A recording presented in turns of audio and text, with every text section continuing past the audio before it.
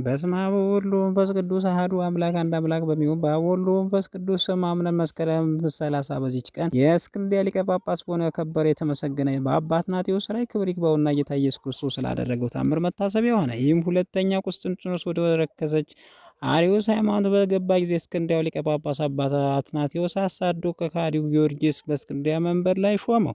የአርዮስም ሃይማኖት እንዲጠናከር የረከሰ የአርዮስን ሃይማኖት የማይቀበሉ ግን ሁሉንም ይገላቸው ዘንድ አዘዘ። ብዙዎች ፈረሰኞች፣ ጦረኞች ለእርሱ ጸጥቶታልና። ስለዚህም ከእስክንድሪያ ሰዎች ቁጥር የሌላቸው ብዙ ምዕመናን ገደላቸው። ቅዱስ አትናቴዎስ በተሰደደ 6 ዓመት ኖረ። ከዚያ በኋላ እግዚአብሔር ልጅ የካደው ታናሹ ቁስጥንጥኖስ ወዳለበት ወደ ቁስጥንጥንያ ተነስቶ ሄደ። ንጉሱም እንዲህ አለው፣ ወደ ተሾሙበት መንበር የተመለሰኝ ዘንድ እንደሆነ መልሰኝ፣ ይህ ካልሆነ የምስክርነት አክሊል እንድትቀበል ግደለኝ።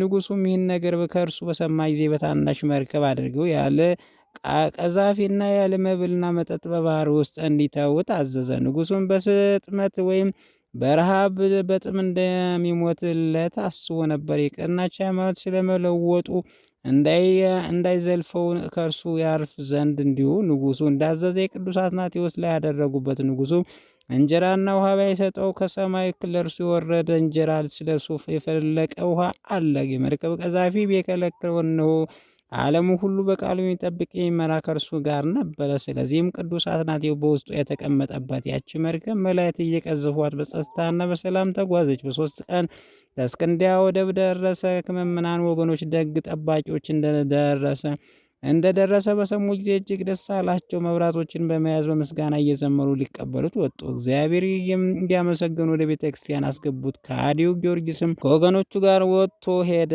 በዚያች ቀን ቅዱስ አትናቴዎስ ለእግዚአብሔር ታላቅ በዓል አከበረ። የእስክንድርያ ሰዎች እስከዛሬ ድረስ ያከብሯታል። በዚች ቀን ታላቅ ክብር የመረጣቸው ላከበራቸው ለእግዚአብሔር ምስጋና። የቅዱስ አትናቴዎስ በረከቱ ከኛ ጋር ትኑር ለዘላለሙ አሜን። በዚች ቀን የአርማንያን ሊቀ ጳጳስ ጎርጎርዮስ መታሰቢያው ሆነ። በረከቱ ከኛ ጋር ትኑር ለዘላለሙ አሜን። በዚች ቀን የዘብዴዎስ ልጆች ያዕቆብና ዮሐንስ የተጠሩበት ነው። አባ ቡላ፣ የአማርዮ፣ የብትሪዮስ፣ የሰማዕቱ አስታሬስ መታሰቢያቸው ነው። በረከታቸው ከኛ ጋር ትኑር ለዘላለሙ አሜን። በዚች ቀን ቅዱስ አባ ሳሉሲ አረፈ። ይህም ቅዱስ መሰጋደል ሲሆን ራሱን እንደ እብድ አደረገ። እርሱም በስውር ይጸልያል፣ ይጾማል። በሰው ፊት ግን ምንም አይጸልይም፣ አይጾም። ጠዋት ሁሉ የሚመገበው የሳር ፍሬ አድርጎ በሰው ፊት ያላምጣል። በምሽት ጊዜ ግን ከወንድሞቹ መነኩሳት ጋር ምንም አይቀምስም።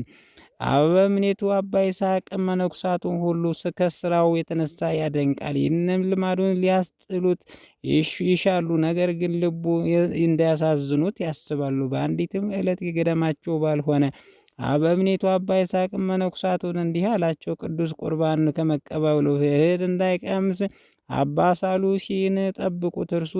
እነርሱም ጠበቁት። የሚበላበት ጊዜ ሲደርስ ከእርሱ ሊለይ ወደደ። መነኩሳቱን ከለከሉት። እርሱም በረሃብ እንዳይሞትና በእናንተ ላይ በደል እንዳይሆንባቸው ልቀውት ብሎ ጮኸ። ባልተውትም ጊዜ በዛች ወቅት ቆቡን ከራሱ ላይ አውልቆ እመቤቴ ማርያም ሆይ ከሊ መነኩሳት እጅ አደኝኝ ብሎ የቤተ ክርስቲያኒቱን ግድግዳ በቆቡ መታበት። ሕንፃውም ተሰንጥቆለት በዚያ ወጥቶ ሄደ። የግድግዳውም ግንብ ተመልሶ እንደ ቀድሞ ሆነ። የተሰበሰቡት ይህን ድንቅ ታምር ባዩ ጊዜ 300 ጊዜ ኪራይ ላይ ሶን እያዩ ጮኸ። ከዚያም ጊዜ ያች ወድቃ አግኝ በታላቅ ክብር በቤተ ክርስቲያን ውስጥ ማኖሯት። ድውያንም በመፈወስ ከእርሷ ብዙ ታምራት ተደረገ። ሊቀ ጳጳሱን በሰማ ጊዜ ከእርሷ ሊባረክ ወዶ ያችን ቆብ ሊወስዳት ፈለገ። በየጊዜው ሲወስዳት ወደ ቦታዋ ወደዚያ ገዳም ትመለሳለች። እንዲህም 3 ጊዜ የሆነ። ከዚያ በኋላ መውሰድን ተወ። ከብዙ ወራት በኋላ እንደ ዛሬው ሁሉ በዚች ቀን አባ ሳሉሲ በዚሁ ገዳም ባረፈበት ቦታ ተገልጾት ተገኘ። በክብርም ገንዘው ቀበሮች። ለእግዚአብሔር ምስጋናው እኛንም በሁሉም ቅዱሳን በጻድቃን ሰማዕታት በከበሩ ደጋጎች መላእክት ልመና ይማረን። በነቢያት በሐዋርያት ይልቁንም